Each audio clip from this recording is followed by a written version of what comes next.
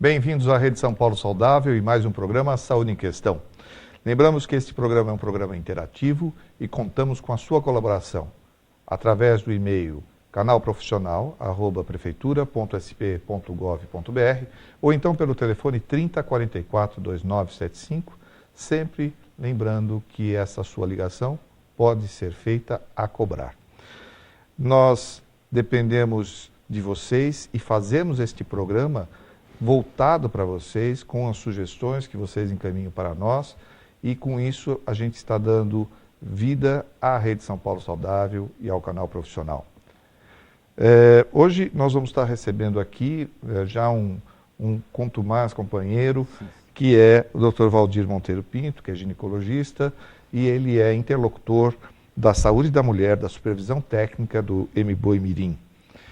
E nós vamos falar hoje sobre uma doença milenar, que é a sífilis. A sífilis é uma doença que, como nós estávamos conversando antes de iniciar o programa com o Dr. Valdir, vem e remota há muitos anos. Mas que o seu controle, o seu diagnóstico, o tratamento parece ser muito simples, mas o seu controle social é de extrema importância e é esse assunto que nós vamos tratar hoje. Primeiramente, seja bem-vindo. Obrigado. E mais uma vez, né? E quero que você cumprimente quem está aí nos assistindo hoje. Obrigado pelo convite, é sempre muito bom estar aqui falando para as nossas unidades, né? Obrigado por estar nos ouvindo. Eu acho que, acima de tudo, né, Valdir, a gente precisa estimular a conversa, principalmente com os trabalhadores da saúde, no intuito de trazer uma doença que é até relegada a uma tranquilidade, parece que há um certo controle. Mas antes da gente chegar nesse assunto, eu queria que você contasse para nós o que é a sífilis, né?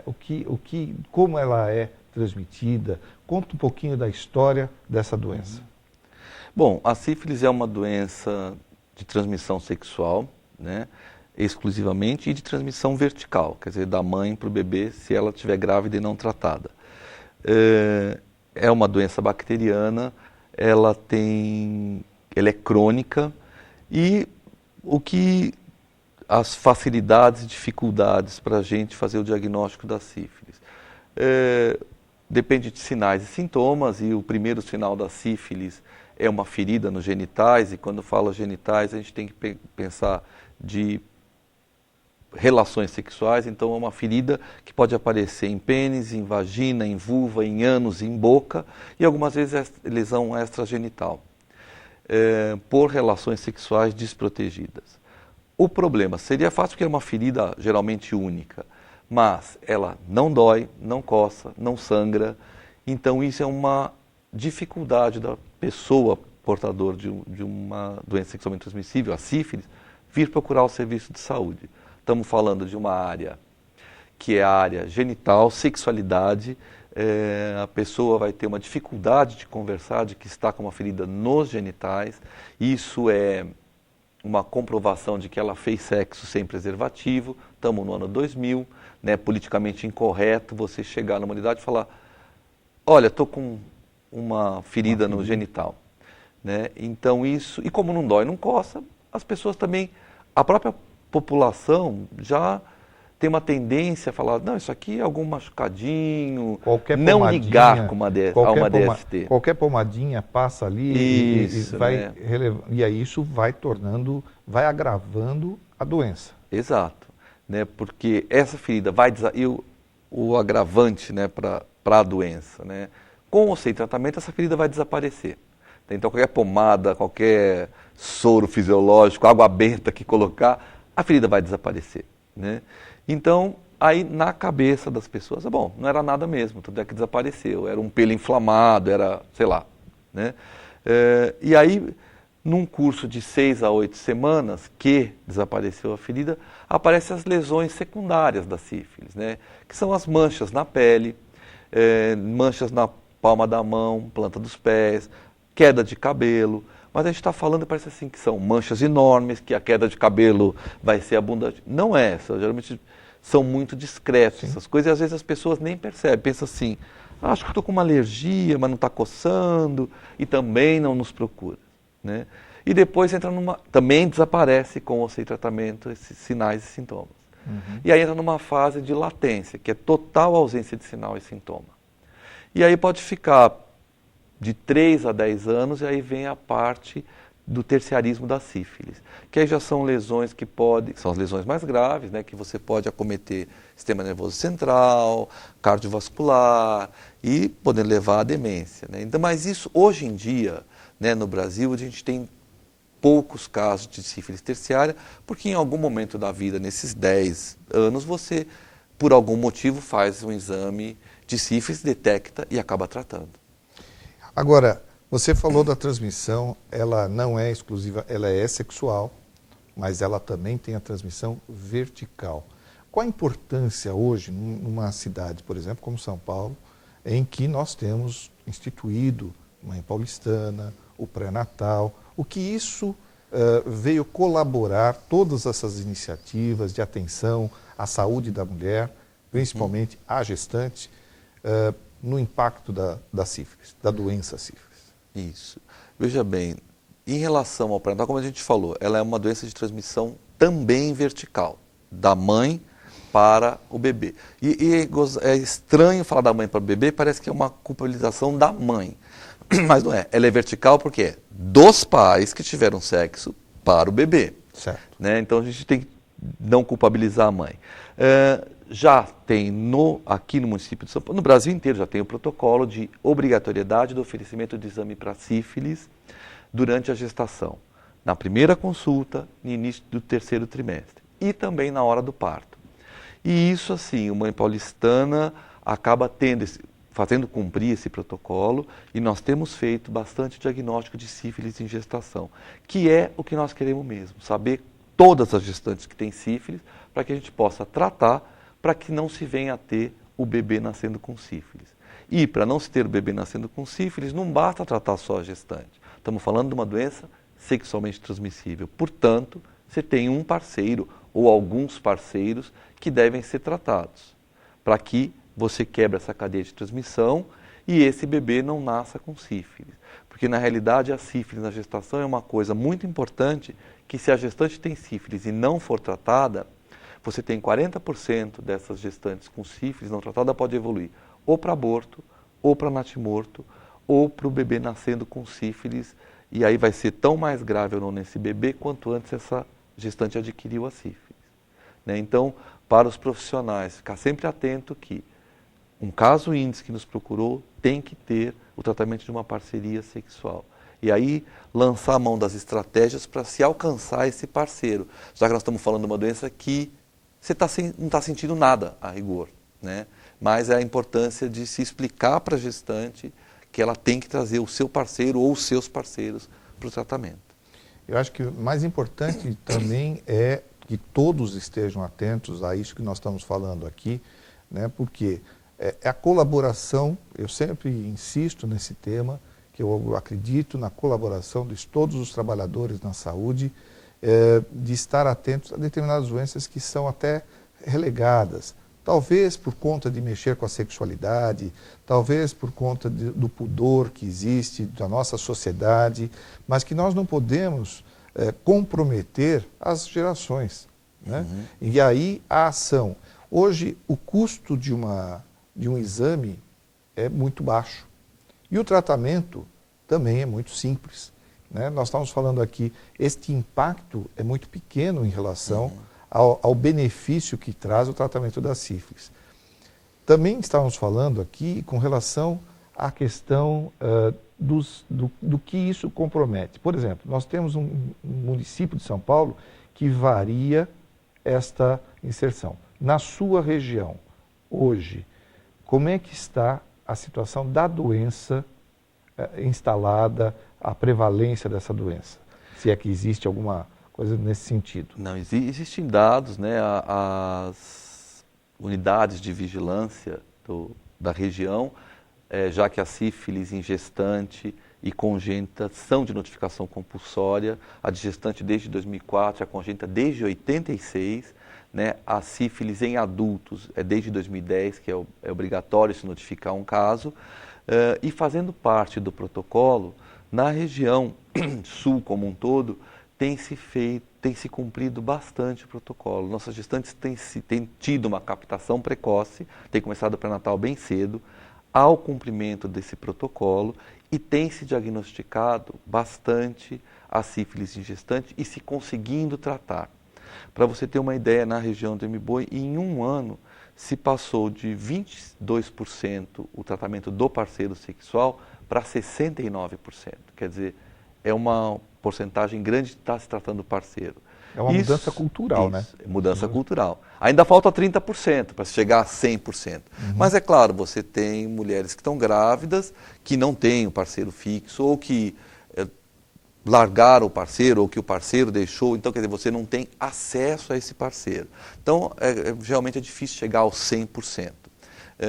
Você tem gestantes que são moradoras de rua, ou que são usuárias de droga, que aí é uma condição social ali associada à saúde, né, que você tem uma dificuldade de não adesão dessa cliente, dessa paciente ao serviço, mas quando você tem estratégia de saúde da família, você tem a possibilidade de ir atrás, de buscá-la, né? Mas essas são as dificuldades. E nós temos diminuído bastante o número de casos de sífilis congênita na região. Isso mostra que está se diagnosticando a gestante e tratando adequadamente. Bom, eu sou Paulo Fernando, presidente do Conselho de Ensino, apresentador desse programa através da Rede São Paulo Saudável. Nosso programa Saúde em Questão, eu sempre insisto, é um programa interativo e se você tiver qualquer dúvida e queira realizá-la a nós, poderá fazê-la através do canal profissional @prefeitura.sp.gov.br ou também pelo telefone 30 44 2975, sendo que a sua ligação pode ser feita a cobrar. Nós estamos com o Valdir Monteiro Pinto, que é ginecologista, ele como interlocutor da saúde da mulher da Supervisão Técnica de Saúde de MBoi-Mirim, e nós estamos tratando de um assunto que é uma infecção, que é a sífilis. Nós já vimos que é uma doença, podemos dizer, quase que silenciosa, porque a lesão que ela causa, seja no genital ou em qualquer outra parte do corpo, isso é um detalhe também importante, ela pode desaparecer espontaneamente e a pessoa estar contaminada. E aí nós temos que ter estratégias para chegar vamos dizer assim, a fazer a pesquisa em nossa população, ou ter esse diagnóstico. Quais são as formas de surgimento dessa doença? Então, nós já falamos, mas eu queria saber um pouquinho mais com relação. Nós falamos da sífilis, pode ser primária, secundária e terciária. Ela é uma sequência, né? O tempo dessa doença se desenvolver, como é que eu posso e quando que eu devo intervir, né? Claro, o ideal seria logo ao ter a lesão primária, né? Mas conta um pouquinho para nós e para o nosso trabalhador poder também estar tomando pé da situação. Então, assim, diferente de algumas outras DST, que é muito rápido o período de incubação, né? A sífilis, por exemplo, do momento infectante ao aparecimento da primeira lesão da sífilis primária, que é o cancro duro, você pode ter de 10 a 90 dias. Em média são 3 semanas, 21 dias. Né? Mas você pode ter 90 dias. Então o que as pessoas pensam, se demorar tipo 30, 50 dias para aparecer, você não vai, a pessoa não vai ligar aquilo, esse sinal a uma DST, porque a última parceria sexual dela foi há um mês, há 45 dias. Então, isso não é uma DST, ou nem vai lembrar. Mesmo os profissionais têm que estar atentos de, na anamnese, investigar. A tua última relação sexual desprotegida, sem camisinha, faz quanto tempo? Né? 10 dias, 15 dias, 30, 40, até 3 meses atrás, você tem o risco de ser uma sífilis apresentando essa feridinha. Né? Então, essa feridinha, que é o cancro duro, que é a sífilis primária, aparece em média 3 semanas depois do contato sexual, mas pode ser até 3 meses. Né? Aí, como a gente já falou, com ou sem tratamento, essa ferida que não dói, não coça, não sangra, né, não tem secreção purulenta nela, o fundo é liso, vai desaparecer, né? E geralmente 4 a 6 semanas ela desaparece, independente de tratar ou não.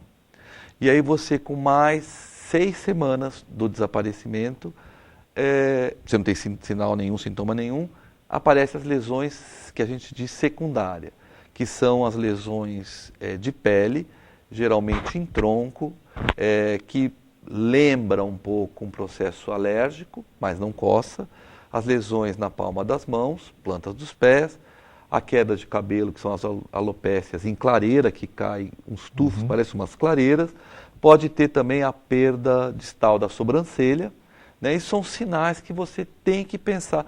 Tudo isso, claro, aliado a uma boa anamnese, voltado para a vida sexual, tem relações sexuais, quantas parcerias sexuais no último mês, no último ano, com preservativo ou sem preservativo, para a gente ficar aliando a que pode ser ou não uma DST. Diz uma coisa para mim, olhando todo esse panorama, a gente pensaria no seguinte: então, aquela paciente sexualmente ativa, que tem a sua vida sexual ativa, o seu parceiro, não seria conveniente, de tempos em tempos, você diria que todo ano a realização de uma pesquisa pelo exame seja de VDRL, seja... Como é que é feito? Isso. Olha, isso é ótima. E existe alguma coisa nesse sentido? Quer dizer...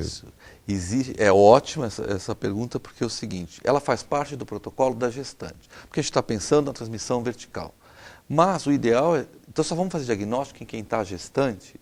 Não, o ideal é quem tem vida sexual ativa e faz sexo sem preservativo, que se ofereça o exame de sífilis, né?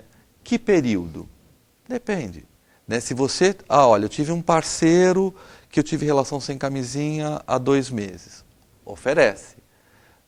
Aí essa pessoa volta daqui 3 meses, olha, eu tive outro parceiro sem camisinha, oferece de novo.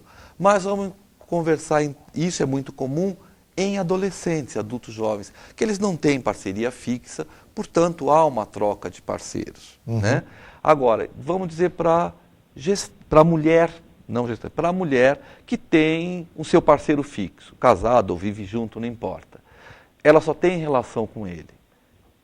Ele só tem relação com ela? Não sabemos. Então, tem relação com o seu parceiro? Sim. Usa camisinha? Não. Não custa nada oferecer. Uma vez por ano, quando ela vier para o Papa Nicolau, né, oferecer um exame de sífilis, já que ela não tem relação com camisinha, né? Porque a gente não sabe. Ela pode ter um parceiro eventual, mas o seu parceiro, que não está na consulta, também pode ter parcerias eventuais, né? E a gente estaria protegendo a evolução da doença, que estaria se fazendo um diagnóstico precoce, e se ela ficar grave, já teríamos uma sífilis tratada. Você colocaria como uma população vulnerável, o mais vulnerável, os adolescentes, mas nós temos também uma parcela, hoje a gente sabe, da população de rua, que isso tem aumentado muito o diagnóstico? Olha, já tem estudos mostrando prevalências altas em moradores de rua, 6, 7% de prevalência de sífilis. Então, quem é vulnerável, né? É, na realidade, quem faz sexo sem preservativo, ou quem tem múltiplas parcerias sexuais sem preservativo. Quem acaba tendo múltiplas parcerias sexuais? Adolescentes e adultos jovens que ainda não têm uma parceria fixa ainda, ou até têm parceria fixa durante 2, 3 meses, aí termina o namoro ou o ficar, e aí passa mais 1, 2 meses, conhece outra pessoa. Então, quer dizer, tem vários parceiros fixos, mas na realidade tirou a camisinha com várias pessoas durante o ano. Moradores de rua que não têm muito acesso ao serviço de saúde, portanto não têm acesso ao preservativo, né, porque eles têm medo, a própria pesquisa já mostra que eles têm dificuldade de ir ao serviço e ser discriminado pelos profissionais de saúde. Homens que fazem sexo com homens também já está mostrado por várias pesquisas que tem uma prevalência mais alta, exatamente por essa maior troca de parcerias sexuais. E isso lembrar, o preservativo está disponível na unidade. Quer dizer, cabe também aos profissionais de saúde oferecer, avisar, olha, você pode pegar à vontade, você não precisa dizer quantos você quer ou para o que você vai fazer. Está lá na unidade, está disponível, oferecer, porque talvez o usuário não saiba que ele tem aquilo disponível. Né? Então, tá de olho nessas populações e que outras populações, qualquer população que esteja mais fora de casa, por exemplo, caminhoneiros passam muito tempo fora de casa, em viagens, então pode ter outras parcerias sexuais, e aí tudo que obrigue, sei lá, aí tem pessoas de plataforma, né? Claro. Tudo que obrigue essa pessoa a ter tempos longes fora de casa. Agora, o caminho da prevenção ainda é o condom, ou a camisinha e pode ser tanto a feminina quanto a masculina. E isso, assim, deixar claro que a única forma de prevenção é ou não fazer sexo, que a maioria é muito difícil, a maioria da população faz, e se vai fazer sexo, que ele seja protegido, ou com camisinha masculina ou com feminina. Né? Lembrar que, mas então fazer coito interrompido para DST, isso não tem nenhuma efetividade. Né? É a camisinha masculina e feminina e ambas estão disponíveis nas unidades de saúde. O diagnóstico de certeza, quais são os exames que podem auxiliar a fazer esse diagnóstico? Tanto o diagnóstico de certeza quanto o tratamento são específicos. Né? Então, o diagnóstico de certeza para a sífilis primária, que é a ferida, é um exame chamado campo escuro, que se colhe uma secreçãozinha da feridinha, da úlcera, e se olha no microscópio de campo escuro. E vai se observar o treponema ali. Né? Então, esse é o diagnóstico de certeza. Mas como a gente falou que é fugaz, é rápido, as pessoas não nos procuram, o próximo diagnóstico, quando você tiver as lesões secundárias, é também pesquisar o treponema nas lesões secundárias. Mas também as pessoas não veem. O que a gente sabe, a maioria das pessoas estão sem sinais ou sintomas. Tem até um estudo do Ministério que mostra que 86% das gestantes com sífilis no Brasil são assintomáticas, pegou nessa fase de latência. Qual é o diagnóstico de certeza para isso? É, na realidade, exame de sangue, a sorologia. Fazer um exame treponêmico aliado ao não treponêmico. E isso também já está disponível no município de São Paulo. Sempre que se colhe sorologia para sífilis, é feito um exame treponêmico e se esse der positivo, o próprio laboratório já faz o não treponêmico na própria amostra. Então, a preocupação com o profissional de saúde é pedir, que exame eu vou pedir? Sorologia para sífilis. O laboratório já tem, os laboratórios do município já têm essa rotina de fazer. Nessa amostra faz um treponêmico, que é dizer se tem ou não o treponema no sangue, os anticorpos. Se sim, se não tem, não tem sífilis, é negativo e acabou. Mas se tem, na mesma amostra de sangue, ele já vai fazer um não treponêmico que vai te dar a titulagem desse é o VDRL que o município faz, para saber para quanto estar isso, e quanto mais alto seria mais recente a sífilis, e também serve como um parâmetro para controle de cura, que depois que você instituir o tratamento, você vai continuar com o VDRL, ele tem que baixar essa titulagem. A Cristiane, que é lá da Coordenação de Gestão de Pessoas, está fazendo uma pergunta com relação se a sífilis ela pode estar associada a outras doenças. Isso, é assim, seria muito comum você, bom, eu tenho uma DST, ótimo, só tenho uma. Mas não é, você vai ter tantas DSTs que o seu parceiro tinha, já que você fez sexo sem preservativo. Então, assim, você pode ter uma sífilis e uma gonorreia no mesmo tempo, você pode adquirir a sífilis e um herpes, você pode ter a sífilis e o HIV. E aí você pode ter, digamos que você tenha uma sífilis, um cancro duro, e você tem relação com alguém que tem HIV, a sífilis facilita a transmissão do HIV. Tanto para você adquirir, quanto para você transmitir o HIV. E se você for uma pessoa que vive com HIV/AIDS, você adquirir uma sífilis, aí vai depender da sua imunidade, né, quanto está o seu CD4, ela vai ser mais agressiva ou não em você. Portanto, até um conceito errado que as pessoas têm. Bom, eu tenho HIV, meu parceiro ou minha parceira tem HIV, podemos ter relação sem camisinha? Não, né, porque um pode transmitir cepas virais diferentes para o outro, e se um tem sífilis, pode adquirir, passar a sífilis para essa pessoa vindo com HIV, que dependendo da imunidade dela, vai ter um curso diferenciado. Sem dúvida nenhuma, essa é uma informação que precisa ser vinculada, né? Eu acho que as pessoas precisam ter esse contato. A gente sabe que a sífilis, apesar de estar há tantos anos dentro do nosso meio, né, podemos dizer que nós não conseguimos, apesar da antibiótico terapia, ela continua no nosso meio, né?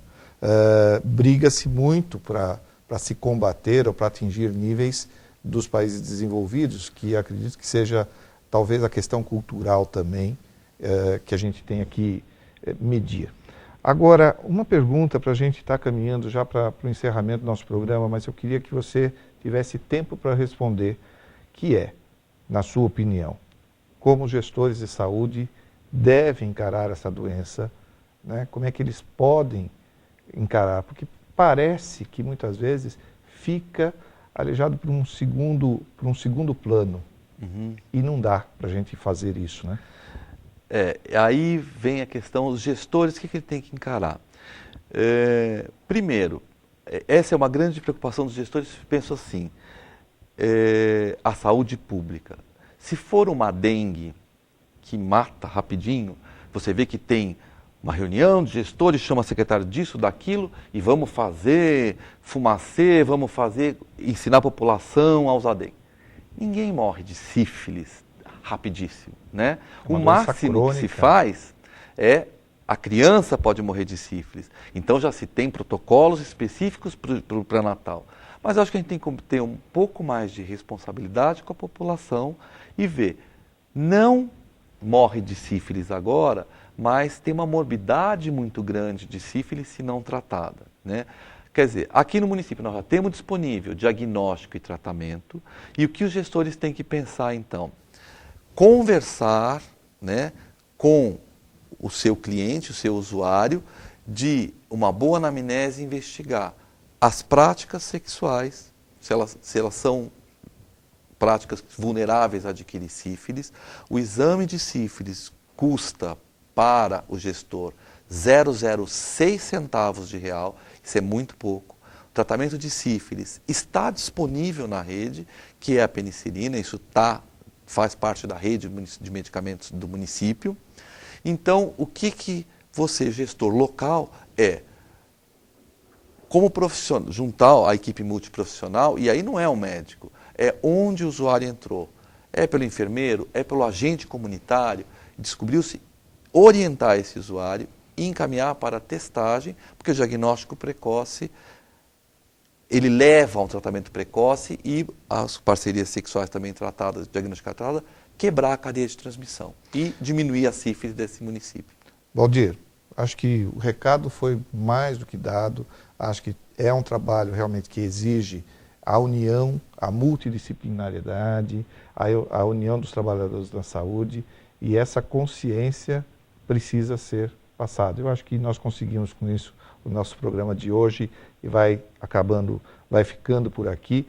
E se a sua pergunta não foi respondida, e se você quiser fazer uma pergunta, você poderá enviar para o canal profissional @prefeitura.sp.gov.br ou para o telefone 30 44 2975.